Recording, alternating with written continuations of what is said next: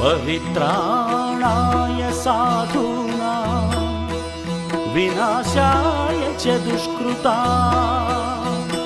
धर्म संस्थापनार्थाय संभवामि युगे युगे।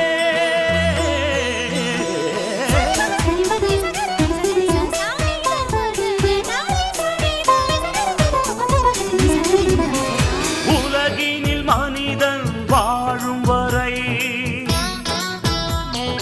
ஒவ்வொரு நாளும் தர்மயுத்தம் சுற்றிடும் பூமி ஓயும் வரை ஓய்வின்றி நடந்திடும் தர்மயுத்தம்.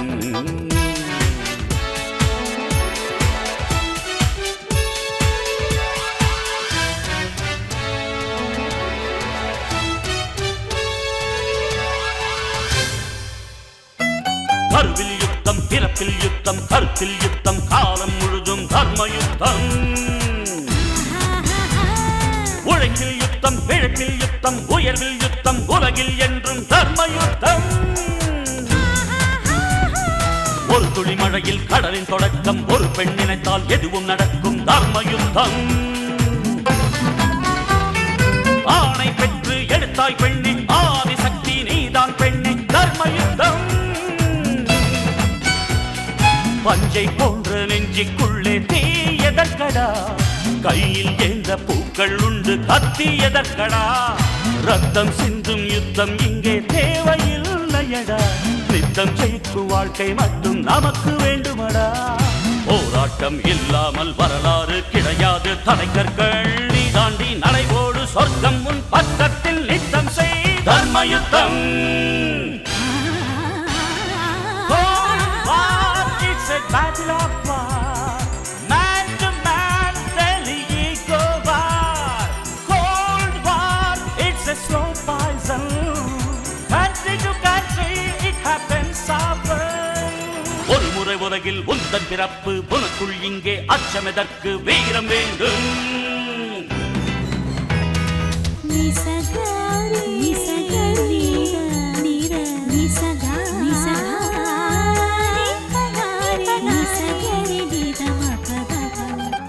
மனிதனுக்குள் கடவுள் உண்டு, தேடி பாரடா, மற்றவர்க்கு வாழும் போது தெய்வம் நீயடா. குற்றமில்லா மனிதனை இங்கே யார் கண்டது, நீதி சொல்ல அவனிடம் மட்டும் நிஜம் உள்ளது. தர்மயுத்தம்.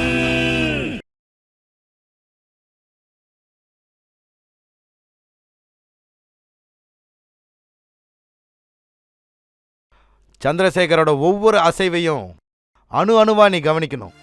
தேவைப்பட்டா கேமரா, செல்போன் மூலமா வீடியோவா ரெக்கார்ட் பண்ணு. இன்ச் பை இன்ச்சா எல்லா விஷயத்தையும் நீ ஃபாலோ பண்ணணும். இதெல்லாம் எதுக்கு? ஒரே படம் போட்டுடுறேன்.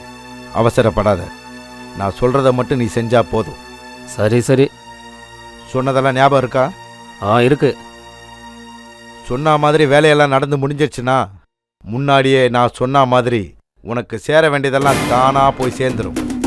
ஓகேவா? ஓகே. சரி, நான் கிளம்புறேன். சாதாரண பிரச்சனையை மொச மொசன்னு இழுத்துக்கிட்டு இருக்கானு.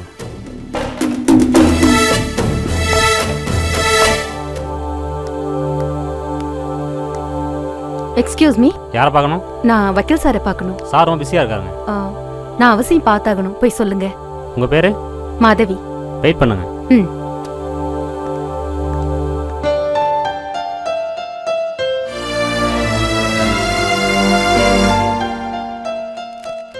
சார் உங்களை பார்க்க ஒரு லேடி வந்திருக்காங்க சார். லேடியா? யாரு? யாருன்னு தெரியல சார், அவசியமாக உங்களை பார்க்கணும்னு சொன்னாங்க சார். பேர் என்னன்னு சொன்னாங்க? பேர் மாதவின்னு சொன்னாங்க சார். சரி, வர சொல்லு. Okay sir. மேடம், சார் வர சொன்னாங்க மேடம். தேங்க்யூ.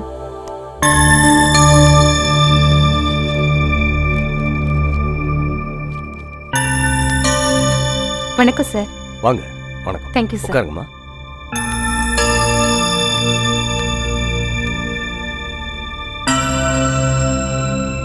சார், என் பேரு மாதவி. தெரியும், பேரு ஞாபகம் இல்ல. ரகுராமனோட அக்கா தானே? ஆமா சார். மனநோயாளியா ஒரு நடப்பணமா வாழ்ந்துட்டு இருக்கேன். வாழ்ந்துட்டு இருக்கேன்னு சொல்றதை விட செத்துக்கிட்டு இருக்கேன். ரகுராமன் அந்த பாவி சுட்டு கொண்டதை நேர்ல பார்த்த சாட்சிகளும் டிவில பார்த்த சாட்சிகளும் இருந்தும் இன்னும் அந்த படுபாவிய தூக்குல போடாம வச்சிருக்கீங்களே, ஏன் சார்? ஏன்? அழாதீங்கம்மா. உங்க நெஞ்சில இருக்கிற தவிப்பும் கண்ணுல இருக்கிற கோபமும் நல்லாவே தெரியுதுமா. ஒரு சக மனிதனா என்னால உங்க இழப்பை உணர முடியுது. ஆமா, ஆனா சட்டத்தோட பார்வைக்கு அதெல்லாம் தெரியாது. சட்டத்துக்கு சாட்சியும் தெளிவும் தான் முக்கியம். இன்னும் இன்னும் என்ன சாட்சி வேணும் சார்? சாட்சி போதும், ஆனா தெளிவு வேணுமா. ஏன்னா வழக்குல எல்லா கோணங்கள்லயும் சந்தேகத்துக்கு இடமில்லாம குற்றம் நிரூபிக்கப்படணும். சந்தேகத்தின் பலனை குற்றம் சாட்டப்பட்டவருக்கு சாதகமாக்கணுங்கிறது தான் நீதித்துறையின் மரபு. சார், இந்த கேஸ் இப்படியே இழுத்தடிச்சிட்டு இருக்கிறத பார்க்கும்போது எனக்கு என்னமோ சந்திரசேகரை தப்பிக்க வைக்கிறதுக்கு ஏதோ சூழ்ச்சி நடக்கிற மாதிரி தோணுது. அந்த படுபாவிக்கு ஆள் பலம், பணம் பலம், அதிகார பலம், புகழ் பலம் எல்லாமே இருக்கு. நானும் ஒத்துக்கிறேன். ஆனா அவ்வளவு பலமுள்ள சந்திரசேகரை சட்டத்தின் பிடியிலிருந்து தப்பிக்கணும்னு நினைக்கலையே. நீதித்துறை மற்ற துறைகள் மாதிரி இல்ல, ரொம்ப தூய்மையான துறை. 1000 குற்றவாளிகள் தப்பித்தாலும் கூட ஒரு நிரபராதியும் தண்டிக்கப்படக்கூடாதுங்கிறது தான் நீதித்துறையின் மரபு. ஒரு உயிர் போயிடுச்சு, இன்னொரு உயிர் ஊசலாடிக்கிட்டு இருக்கு. அதனால தான் இவ்வளவு விசாரணை தாமதம் எல்லாம். நான் யாருக்கும் சப்போர்ட்லாம் பண்ணல. நான் ஒரு அரசு தரப்பு வக்கீல். என் கடமையில கண்ணும் கருத்துமா இருப்பேன். சார், ஊரை பொறுத்த வரைக்கும் நீங்க அரசு தரப்பு வக்கீலா இருக்கலாம். ஆனா என்ன பொறுத்த வரைக்கும் நீங்க ஆண்டவன் தரப்பு வக்கீல். நான் உங்களை தான் சார் நம்பி இருக்கேன். அந்த படுபாவி தண்டனையில இருந்து தப்பிச்சிடக்கூடாது. அவனுக்கு எப்படி தண்டனை கிடைக்கணும்? நிச்சயமா குற்றவாளிக்கு அதிகபட்ச தண்டனை வாங்கித்தர என்னால முடிஞ்சது அத்தனை செய்வேன். இந்த நம்பிக்கை போதும் சார், போதும். என் தம்பியை கொலை பண்ணவன அந்த ஆண்டவன் தப்பிக்க விட மாட்டான். கண்டிப்பா தப்பிக்க விட மாட்டான்.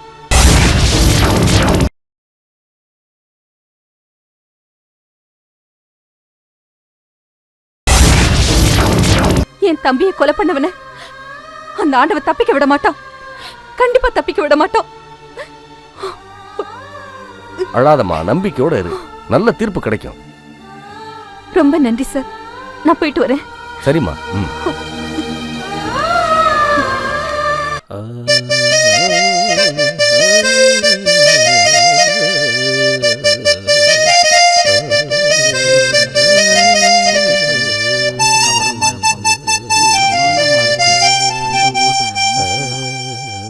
சித்தப்பா, என்ன இங்க உட்கார்ந்தீங்க? அப்படியே வந்துகிட்டு இருந்தேன். ஒரு புது டியூன் ஒன்று தோணுச்சு. ஆஹா. சரி, மறந்துடக்கூடாதுன்னு உட்காந்து வாசிக்கிட்டு இருக்கேன். வா, நீ வந்து உட்காந்து கேளு. உன்னோட தொல்லை சித்தப்பா. சும்மா கேளுப்பா. டியூன் எனக்கு எதுக்கு சித்தப்பா? நான் ஒரு கதை சொல்றேன் சித்தப்பா. அந்த கதைக்கு ஏத்த மாதிரி ஒரு டியூன் போடு சித்தப்பா. அந்த கதையை மட்டும் நீ கேட்டேன்னா அப்படி என்ன கட்டி புடிச்சு கண்ணீர் விட்டு அழுவ சித்தப்பா, அழுவ. உன்னை பார்த்தாலே இப்ப எனக்கு அழுகுதான்டா ஏ வருது. சித்தப்பா, நீ சொல்ற கதையெல்லாம் அழுகுற கதையா தானடா இருக்கு. சித்தப்பா அந்த கதை வேற சித்தப்பா. இந்த கதை அப்படி சந்தோஷத்தை கொடுக்கற கதை சித்தப்பா. இந்த கதையை மட்டும் கேட்டீங்கன்னா அப்படி என்ன கட்டி புடிச்சு ஆனந்த கண்ணீர் விடுவீங்க சித்தப்பா, ஆனந்த கண்ணீர் விடுவீங்க. அதை நீ சொன்னதுக்கு அப்புறம் தான்டா தெரியும் அது ஆனந்த கண்ணீரா அழுகுற கண்ணீரான்னு. கதை சொல்றேன் கேளு. தேவதை மாதிரி ஒரு பொண்ணு பாக்கு மரத்துல செஞ்ச சிலை மாதிரி. பாக்கு மரத்துல எப்படி சிலை செய்ய முடியும்? சரி, தேக்கு மரம்னு வச்சுக்க. கதை சொல்றப்ப குறுக்க பேச சித்தப்பா, கதை குழம்பிரும். நீ சொல்ற கதையை கட்டி எனக்கு தலையை வெடிச்சிரும் போல இருக்குப்பா. சித்தப்பா, ஒரு கலைப்பித்தனோட அருமை உனக்கு தெரியல. இந்த பூமியில கடவுளை பார்த்தாலும் பார்க்கலாம், ஆனா என்ன மாதிரி ஒரு கலைப்பித்தனை பார்த்து ரொம்ப கஷ்டம். நான் உன் பக்கத்துல இருக்கிறதுனால என்னோட அருமை உனக்கு தெரியல. இருந்தாலும் பரவாயில்ல, என் மீதி கதையை சொல்றேன் கேளு. இந்த தொல்லை பிடிச்சவன்றது எப்படி தப்பிக்கிறது? என்ன சித்தப்பா யோசனை பண்ற? இப்ப எனக்கு ரொம்ப பசிக்குதுடா. நான் சாப்பிட்டு வந்து அப்புறமா உன் கதையை என் கேட்கிறேன். கதையை கேட்கறத விட உனக்கு பசிதான் முக்கியமா? ஆமாடா, பசிக்குதுடா, தாங்க முடியலடா. நீ பசியில செத்தாலும் பரவாயில்ல சித்தப்பா, என் கதையை கேட்டுதா சித்தப்பா ஆகணும். உன் கதையை கேட்கறதுக்கு நான் உயிரோட இருந்தா தரடா. மாமா, என்ன சித்தனும் பித்தனும் உட்காந்து பேசிட்டு இருக்கீங்க? செவனேன்னு நல்ல டியூன் போட்டுக்கிட்டு இருந்தேன். என் கதையை கேளுங்க சித்தப்பான்னு சொல்லி என் பாதி உயிரை எடுத்துட்டான். நான் வந்துட்டேன்ல, மீதி உயிரை எடுக்கவா? கதை சொல்றதுக்கு மாமா. அவன் அருவாளும் கத்தியை வச்சு ஆளை தூக்குறான். நீங்க கதை சொல்லி ஆளை தூக்குற ஆளா இருக்கீங்க. சித்தப்பா, என் கதையை கேட்டதுனால உனக்கு தலைதான் வெடிச்சது. அந்த ஆளு கதையை கேட்ட உனக்கு நெஞ்சே வெடிச்சிரும். எப்பா ஒருத்த ஒளிஞ்சா அவன் கிடக்குறான், விடுங்க மாமா. நான் உங்களுக்கு கதை சொல்றேன் கேளுங்க. 60க்கு 40 பெரிய கிணறு. அந்த கிணத்தை சுத்தி 10 குழந்தைங்க கிணத்தை பார்த்து ஓன்னு அழுதுகிட்டு இருக்குதுங்க. ஏன் அழுகுதுங்க? நல்லா கேக்குறீங்க. கிணத்துக்குள்ள அம்மாக்காரி நீச்சல் தெரியாம அவஸ்தைப்பட்டுக்கிட்டு குழந்தைங்களை பார்த்து காப்பாத்துங்க காப்பாத்துங்க அப்படின்னு சொல்றா. ஆனா குழந்தைங்க சொல்லுதுங்க, அம்மா அம்மா எங்களுக்கு நீச்சல் தெரியாதம்மா அப்படின்னு ஓன்னு குழந்தைங்க அழுகுது. இத கேள்விப்பட்ட அப்பா திபு திபு திபுன்னு ஓடியாராரு. ஓடி வந்து குழந்தைங்களா என்ன ஆச்சு அப்படின்னு கேட்டார். உடனே குழந்தைங்கலாம் சொல்லிச்சுங்க, அப்பா கிணத்துல அம்மா விழுந்துட்டாங்கப்பா, நீச்சல் தெரியாம அம்மா தத்தளிக்கிறாங்கப்பா, போய் காப்பாத்துங்கப்பா அப்படின்னு குழந்தைங்க சொல்லிச்சுங்க. உடனே அப்பா சொன்னாரு, குழந்தைங்களா எனக்கு கூட சின்ன வயசுல இருந்து நீச்சலே தெரியாது, போனா போட்டோம் விடுங்கடா, அம்மாவை ஆண்டவன் தான் காப்பாத்தணும் அப்படின்னு சொல்லி பிள்ளைங்களாண்ட அப்பன் சொன்னான். உடனே குழந்தைங்களாம் என்ன சொல்லிச்சு, கடைசியா ஒரு முறை அம்மாவை பார்த்துட்டாவது வந்துருங்கப்பா அப்படின்னு சொல்லிச்சிங்க. குழந்தைங்க சொன்ன அனுதாபத்தை வச்சு அப்பங்காரை எட்டி பார்த்தான். இந்த 10 குழந்தைங்களும் அப்பனை பிடிச்சி தள்ளிச்சுங்க. ஏன் தள்ளி விட்டுச்சுங்க? அப்படி கேளுங்க. அதாவது அந்த அப்பாவையும் அம்மாவையும் இந்த குழந்தைங்க பார்த்து கேட்டுதுங்க, ஏண்டா பாவீங்களா, குடும்ப கட்டுப்பாடு அப்படிங்கறத கவர்மெண்ட் சொன்னதை கேட்காம வசன்னு 10 பிள்ளைங்களை பெத்து போட்டுட்டு எங்களுக்கு சோறும் போடாம கல்வி அறிவும் கொடுக்காம இந்த மாதிரி கதிக்கு ஆளாக்கிட்டீங்களே, இந்த மாதிரி அப்பனும் அம்மாவும் இந்த உலகத்துல இருக்கிறதும் ஒண்ணுதான், சாவறதும் ஒண்ணுதான் அப்படின்னு சொல்லிட்டு டாட்டா காட்டிக்கிட்டே குழந்தைங்கலாம் போயிடுச்சு. எப்படி மாமா கதை? இது நல்லதங்க கதை மாதிரி இல்ல. அது நல்ல தங்கா, இது கெட்ட தங்கா. என்ன மாமா, நல்ல தங்கா கதையில அம்மாக்காரி குழந்தைங்களை கிணத்துல தள்ளிடுவா, ஆனா நம்ம கதையில குழந்தைங்களாம் சேர்ந்து அம்மா அப்பாவை கிணத்துல தள்ளிடுதுங்க. என்ன அப்படியே உல்டா பண்ற? மாமா, ஒரிஜினல் உல்டா பண்ணும், கதையை கன்றாவி பண்ணாதான் இன்னைக்கு படம் ஓடும். இந்த கதை தேரவே தேராதுப்பா. ஐயோ, உங்களுக்கு கதை கேட்கற நாலேஜ் இல்ல, அப்புறம் எங்க இருந்து நீங்க டியூன் போட போறீங்க? இந்த பொட்டிய வந்த விலைக்கு வித்துட்டு கொடை ரிப்பேர் பண்ணி போயிடுங்க, நல்ல காசு. நான் வர்றேன். ஐயோ எப்பா இவனும் தொலைஞ்சா. உனக்கு இந்த ட்ரெஸ் சூப்பரா இருக்கு. இனிமே உன் ஸ்டைலே தனியா இருக்க போகுது பாரு. எவ்வளவு அழகா இருக்கேன்னா.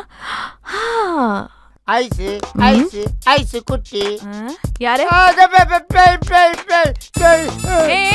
நான் ஒண்ணு பேய் இல்ல, நான் தான் ஐசு.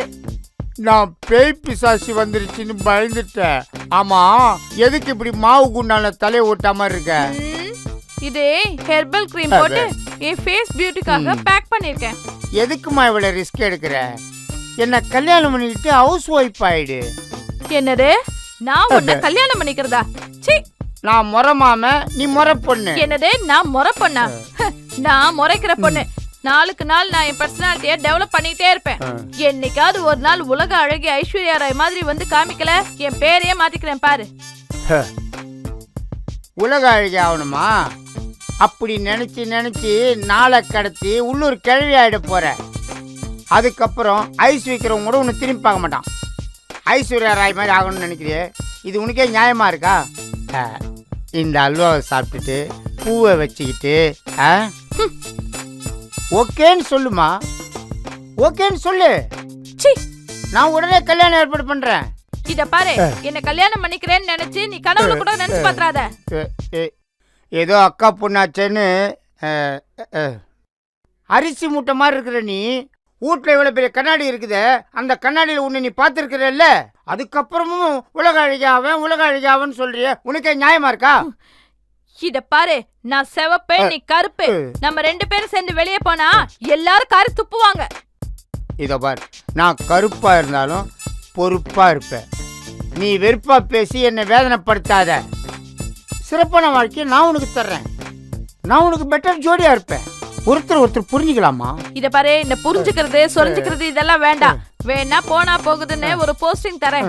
வேணா நான் பெரிய ஹீரோயின் ஆனதுக்கு அப்புறம் என்கிட்ட வேலைக்கு வந்து சேரு, எடுபடியா வச்சுக்கிறேன். அப்பவாது என் பக்கத்திலே இருக்கலாம். இந்த ஜென்மத்துல நீ அவ்வளவுதான் கொடுத்து வச்சிருக்க. இந்த கருப்பு காந்தம் உன்னை கவர்ந்து இருக்கிற நாள் வரத்தான் போகுது. உன் கழுத்துல தாலின்னு ஒண்ணு ஏறினா அது இந்த கட்டழகம் கருப்பு கையால தான் ஏறும். நான் வர்றேன்.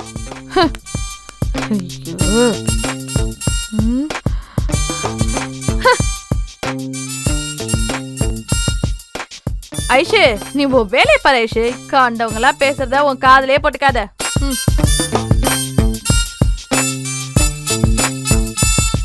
அம்மா அம்மா, நீலாம்பரி நீலாம்பரி, ஏண்டி கத்துற? உன் தம்பி பண்ற டார்ச்சர் என்னால தாங்க முடியல. எப்ப பார்த்தாலும் கல்யாணம் பண்ணிக்கலாம் டார்ச்சர் பண்றாரு. இப்ப என்னடானா பூவும் அல்வா வாங்கிட்டு வந்து நிக்கிறாரு. உன் மனசுல நீ என்ன நினைச்சிட்டு இருக்க? அவருக்கு தான் என்ன கல்யாணம் பண்ணி கொடுக்க போறியா? சேச்சே, யார் சொன்னது? இத பாரு ஐசு, இப்ப நம்ம குடும்பம் இருக்கிற நிலைமையில வீட்டுக்கு ஒரு ஆளை போட்டா சம்பளம் கொடுக்கணும். அது இப்ப நடக்குமா? அதுக்காக தான் இந்த மாதிரி ஏதோ சொல்லி அவனை வீட்டுல வச்சிருக்கேன். அது வரைக்கும் நீ கொஞ்சம் அட்ஜஸ்ட் பண்ணு. இதெல்லாம் எவ்வளவு நாளைக்கு? நீ பெரிய ஹீரோயின் ஆகிற வரைக்கும், நீ ஹீரோயின் ஆயிட்டா இவனையே டச் அப்பாவும் டிரைவராவும் வச்சுக்கலாம். அது கூட எவ்வளவு நாளைக்கு? அமெரிக்கால இருந்து மாப்பிள்ள வர வரைக்கும். அதுக்குள்ள 5-6 வீடு 4-5 வேலைக்காரங்களை வச்சுப்போமே. இத பாரு ஐசு, எப்போ உனக்கு மவுண்ட் ரோட்ல 60 அடி கட் அவுட் வைக்கிறோமோ அப்போ இவன் கெட் அவுட். அது வரைக்கும் அவனை கொஞ்சம் அட்ஜஸ்ட் பண்ணு. Thank you mummy. கிளாமரை ஏத்து. Okay okay mummy. வருங்காலத்துல நாம பெரிய ஹீரோயின் 60 அடி கட் அவுட். கொஞ்சம் மைனாக்களே அச்சோ குரல் கேட்டு ஒன்று கூடுங்கள்.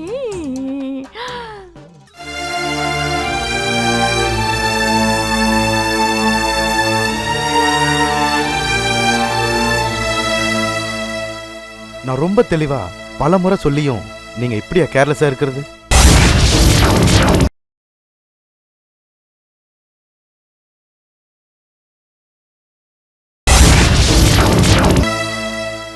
நான் ரொம்ப தெளிவா பல முறை சொல்லியும் நீங்க இப்படியா கேர்லெஸ்ஸா இருக்கிறது? இல்ல டாக்டர், நான் இவளை எவ்வளவோ நல்லபடியா தான் பாத்துக்கிட்டேன். அப்படி இருந்தும் என்னம்மா நல்லபடியா பாத்துக்கிட்டீங்க நீங்க? நான் மாதவியை டிஸ்சார்ஜ் பண்ணும்போது என்ன சொல்லி அனுப்பிச்சு உங்ககிட்ட? சென்னையில இருக்க வேண்டாம், சொந்த ஊருக்கு கூட்டிட்டு போங்கன்னு சொன்னீங்க. சொன்னா இல்லையா? ஆனா நீங்க ஊருக்கு கூட்டிட்டு போல, அப்படித்தானே? இல்ல டாக்டர், வீட்டுக்கு கூட போகாம நேரா ஊருக்கு தான் கூட்டிட்டு போனேன். சரி. ஆனா ஒருத்தருக்கும் தெரியாம அங்கிருந்து கிளம்பி வந்துட்டா.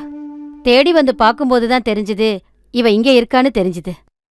நான் டிஸ்சார்ஜ் ஆகி போகும்போதே சொன்னேன், மாதவி முழுசா குணமாகல, சில முன்னேற்றங்களும் மாற்றங்களும் மட்டும்தான் தெரியுதுன்னு.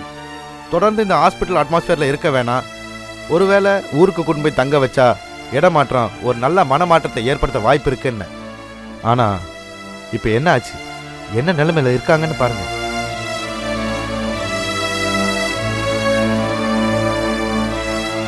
மாதவிக்கு ஏற்பட்டது அதிர்ச்சினால வந்த ஒரு மன அழுத்தம். அந்த மன அழுத்தம் நீடிச்சதுன்னா கொஞ்சம் கொஞ்சமா மனசிதவி ஏற்படும். இந்த நிலைமை நீடிச்சதுன்னா பேஷண்ட்டை குணப்படுத்துறது முடியாத காரியமாயிடும். டாக்டர், ஒரு பேஷண்ட் ஒவ்வொரு நாளும் என்ன மாதிரி பொசிஷன்ல இருக்காங்கன்னு அவங்க பேரண்ட்ஸ் கிட்டேயோ இல்ல கார்டியன் கிட்டேயோ டீட்டெயிலா சொல்ல வேண்டியது ஒரு டாக்டரோட கடமைமா. மாதவியோட உடல்நிலையில முன்னேற்றம் இல்லைனாலும் பரவாயில்லம்மா, ஆனா மேல மேல மோசமாயிடக்கூடாது. அவங்க ரொம்ப ஸ்ட்ரெயின் பண்ணிக்க வேண்டாம், ரிலாக்ஸா இருக்க சொல்லி தான் நான் அனுப்பிச்சேன். ஆனா இப்ப பாருங்க, எல்லாமே தலைக்கீழா மாறிடுச்சு. மன்னிச்சிடுங்க டாக்டர். இனிமே இவ்வளவு ஒரு குழந்தைய பாத்துக்கிற மாதிரி ரொம்ப கவனமா பாத்துக்கிறேன். Okay, take care. Okay doctor, வாமா போலாம். வா வாடா.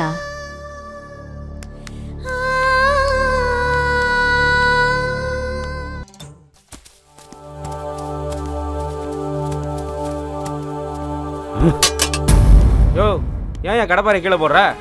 அதிகாரிங்க பார்த்தாங்கன்னா லாடம் கட்டிடுவாங்க. பார்த்தா பாக்கட்டியா, அவனுக்கு அவன் பிரச்சனை. அப்படி என்ன அவனுக்கு பிரச்சனை? எல்லாம் பொம்பளையில தான்யா.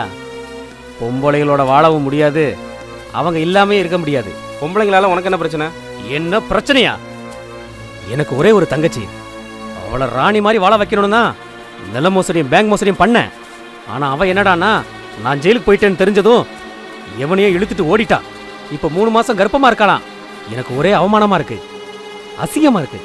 இந்த பாரு, உன் தங்கச்சி தான் அப்படின்னா ஊர்ல இருக்கிற எல்லா தங்கச்சியும் அப்படிதாங்கிறியா? ஓ, அடிச்சு சொல்லுவையா, எல்லா தங்கச்சிகளுமே தருதல தான். அவளுகளால தான் அண்ணனுங்களுக்கே பிரச்சனை. ஏன் சினிமா பார்க்கல? பாச மலர்ல தங்கச்சியால சிவாஜிக்கு பிரச்சனை. என்னென்ன கூட தங்கச்சியால தான் எம்ஜிஆருக்கு பிரச்சனை. முள்ளு மலர்ல தங்கச்சி காதலிச்சதுனால தான் ரஜினிகாந்துக்கு அவமானம், அசிங்கம் எல்லாமே. மொத்தத்துல தங்கச்சிகளாலேயே எல்லா அண்ணனுங்களுக்கும் ரொம்ப ரொம்ப அவமானம் தான்டா. அதெல்லாம் நிஜம் இல்லையா, சினிமா கதை. யோ, நிஜத்தை தாயா சினிமாவில் எடுக்கிறாங்க. போயா. இப்போ உன் தங்கச்சியால தான் நீ ஜெயிலுக்கு வந்த. அவ ஆளுக்கு குலுக்கி நடந்திருப்பா. அதை எவனோ ஒருத்தன் பார்த்துருப்பான், கையை பிடிச்சி இழுத்துருப்பான். நீ அதை பார்த்து கோவப்பட்டு அவன் கையை வெட்டிட்டு ஜெயிலுக்கு வந்துட்ட.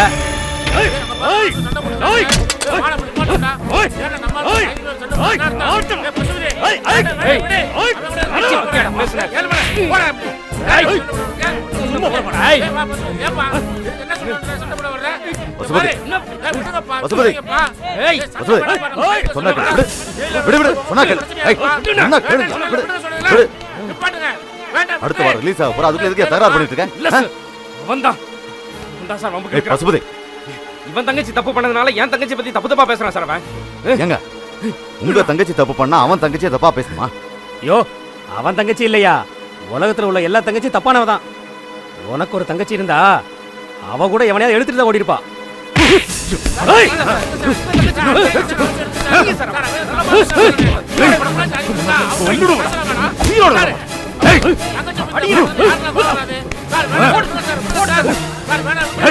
தங்கச்சின்ற வார்த்தைக்கு அர்த்தம் தெரியுமாடா உனக்கு? சும்மா விட மாட்டேன். தங்கச்சின்ற வார்த்தைக்கு அர்த்தம் தெரியுமாடா உனக்கு? தன் கை மாதிரி உதவுவான்னு தான் தங்கைன்னு சொன்னாங்க. ஏய், ஒரு தாய் தான் பெத்த மகனை கடைசி வரைக்கும் கவனிக்க முடியாதுன்னு தான் அக்கா தங்கச்சி கிட்ட விட்டுட்டு போறாங்கடா. மனுஷனாடா, தாய் மாதிரி ஒரு புனிதமான உறவுடாது. அந்த உறவை கேவலப்படுத்தி பேசுறியடா பாவி. நீ எல்லாம் நல்லா இருப்பியாடா ராஸ்கல். உன்னை கவனிச்சுக்கடா.